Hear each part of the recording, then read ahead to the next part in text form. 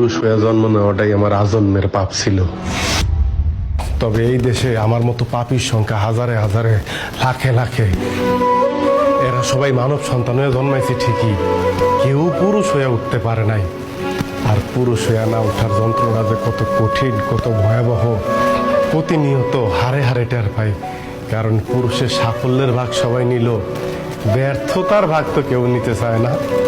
কারণ সবাই মনে করে পুরুষ জন্মগ্রহণ করছে পরিবারের অন্যান্য সদস্যদের চাহিদা মেটানোর জন্য। অনেকে ভুলেই যায় পুরুষ নামক মানুষটার মধ্যেও একটা মন আছে, একটা হৃদয় আছে, হৃৎপিণ্ড নামক একটা বস্তু আছে। প্রিয়জনের কথার আঘাতে সেই হৃৎপিণ্ডটা না কাইপা ওঠে। ভুলা যাইবই না কেন কম, কারণ পুরুষ তো কখনো কারো প্রিয়জন হয়ে উঠতে পারে না। সব সময় পুরুষ প্রয়োজনই কাজে লাগে। জানো সোনিয়া, পুরুষ মানুষ সবসময় চোখ দিয়ে কান্না করে না, মুখ দিয়েও আর্তনাদ করে না।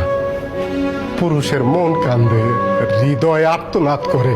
পুরুষ আবার সেই আর্তনাদ বুকের মধ্যেই চাপ দিয়ে ধরে রাখে, যাতে প্রিয়জনরা না শুনতে পারে। যদি কষ্ট পায়